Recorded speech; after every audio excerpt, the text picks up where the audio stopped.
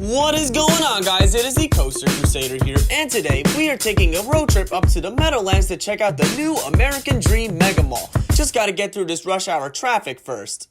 Oh my god, this is ridiculous! I've had to fight in Great Adventure traffic before, but this is a nightmare!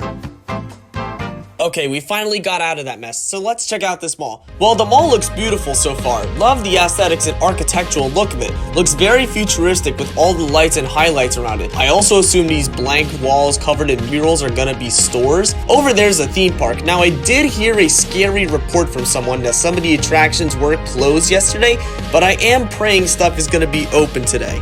Wait a minute. Why are all the rides closed? Why am I forced to ride a kiddie ride I don't even fit in? And why did I spend $50 to come here and stare at a bunch of closed coasters? Well, my friends, I am here to answer nearly every single question you may have about the current situation surrounding American Dream, as well as a trip report for my day that I spent at the park. So the main question people are asking is, why are all the coasters closed? To simply sum up all the answers, most of the coasters are still awaiting certification from the state. The entire park got a very late start with opening all its rides because some of the ride parts arrived later than expected, and the state didn't grant permits of operation till the day before its grand opening. Aside from that, one of the most common complaints on Media Day was how people were saying that the park is unfinished. And part of that statement is true. Some of the things in the park, such as the gift shop and food shacks, are still under construction. Until these facilities are open, you have a small gift shop right by the entrance to the park, as well as some vending machines and kiosks scattered around the park, offering free sandwiches and cookies. It's nice of the park to offer free concessions while I was there, but I feel that if the park delayed their opening by an extra week or two, they would have been more prepared for opening day than they were on the 25th. Now, the thing that confused me the most was the communication between the park and their guests. I had called American Dream 2 different times and talked to 2 different representatives. For the sake of the review, the representatives' names will be replaced with the letters X and Y respectively. Representative X said that all the coasters are open, including Sandy's Blasting Bronco. Okay, Representative X, so if every coaster is open, then why are water dummies strapped into the Halfpipe, and why is Sandy still under construction?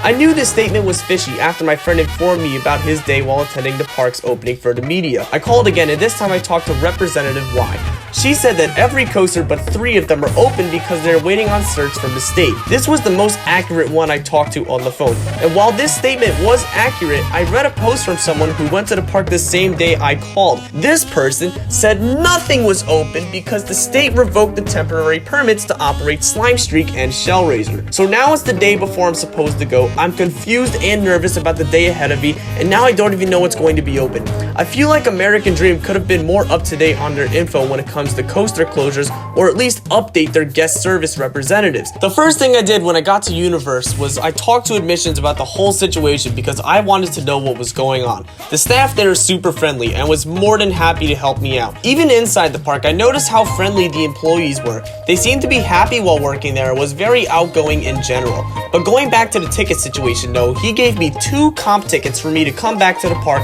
once all the coasters reopened. This representative was also the most informative when it came to the info on all the coasters. He did confirm that the coasters were down because they all had to get certified by the state to operate. He anticipates every coaster but Sandy to be open within the next week or 2. He also added that the park does plan on adding a season pass for regulars who wish to visit the Mega Mall complex more often. So I get my comp tickets and my ticket, and I'm ready to enter the park. The first ride of the day was Krang because it was similar to Wonder Woman and I wanted to try out another model of the Zamperla Discoveries. The ride was fantastic and I found it to be better than Wonder Woman. The ride is more hang time than what you get on Wonder Woman, and I feel the Revolutions do a better job at making the ride thrilling than the Discovery models does. One thing I did notice before I boarded the ride was how the park follows a similar no loose article policy to Great Adventure. They will ask you to take everything out of your pockets and put them off to the side. The coasters will have the same exact policy as found on Great Nor'easter and Great Adventures coasters, but there will be complimentary lockers available for free while you ride. The Zamperla Air Race ride is always a decent ride ride to check out. They aren't my favorite flat ride out there, but if there is one inside the park, I'll take a quick spin on it. However, the fun was slowly dying out for me. Without all the coasters, I was running out of thrilling rides to do. That all changed until I went on Jimmy Neutron Atom Smasher, the park's Chance Yuna Coaster. This is one of the more quirky flat rides I've ridden. The way this ride works is you sit in a carriage with a joystick, and whichever direction you push it, you will flip forwards or backwards. This ride was so much fun, because the ride experience can be as crazy or as laid back as you want. One of my favorite things to do on this ride is to hang myself upside down for a long period of time and then flip myself as much as possible. As of right now, this is my favorite ride at American Dream. Right by Atom Smasher, I decided to take a nice look at Sandy's Blasting Bronco. This is one of the park's 2 intimate coasters and was reportedly the last one to begin work on opening. As of right now, the ride is receiving its programming, any final tune-ups it needs, and this train has begun being pulled throughout the layout. For those who aren't familiar, a pull-through is the first test a roller coaster does before normal cycles can be conducted. This helps to make sure that nothing violates the train's clearance envelope and to make sure the ride tracks along the ride smoothly. The ride is themed after Sandy's Rocket, which was featured in the SpongeBob episode of the same name. The popular rumor for when this will open is sometime in November. However, I'm going to predict it's more like late November. Another popular rumor with this ride was that the ride was supposed to feature the new restraints found on coasters like Terran at Fantasialand and Pantheon at Busch Gardens. I did decide to take a closer look at these restraints, however it appears to be the Gen 2 Blitz restraints without comfort collars. Either way though, I can't wait to try out this ride. It definitely looks like a lot of fun and a lot of people compare it to the Skyrocket 2 model from Premiere. I was also lucky enough to see Skyline screen and Halfpipe testing. Both of them seem to be getting some tweaks done to their operating system based on what I saw, but both of them look like a lot of fun. Skyline Scream is easily comparable to the Hershey's Triple Tower at Hershey Park and is planning on sticking out of the building to give riders a view of Manhattan and the Meadowlands.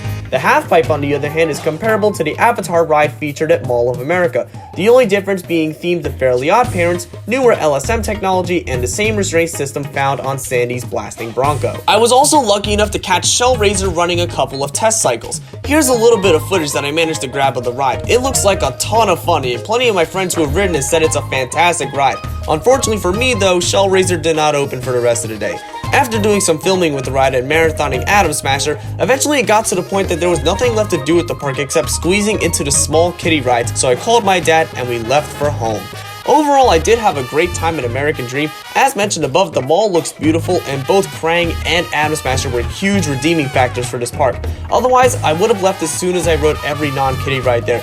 Once again, I did wish that the coasters were open, especially Shellraiser, but safety is top priority at these theme parks and it is completely understandable that these rides were closed for maintenance reasons. If you do plan on visiting American Dream, I highly recommend on going later on in November when all the coasters will be open. If you already bought your tickets online, come to the park regardless. Even without the coasters, it's still good enough to pop in for a short hour or two to ride Krang and Jimmy Neutron, or just to check out the interior of the mall. If that isn't your taste, you still have the ice rink right next to the entrance of Nickelodeon Universe, as well as the water park teasing you with its opening date of November 27th. Either way, just remember to have some patience with this mall and keep in mind that it's still in its soft opening phase. So what do you guys think about American Dream? Do you think that this mall will be worth it in the end once all 5 coasters open? Be sure to comment your thoughts in the comment section below and feel free to discuss to others on what they think about New Jersey's new Mega Mall. Thank you guys for watching, please subscribe, look forward to more videos coming soon, and as always, see you guys later.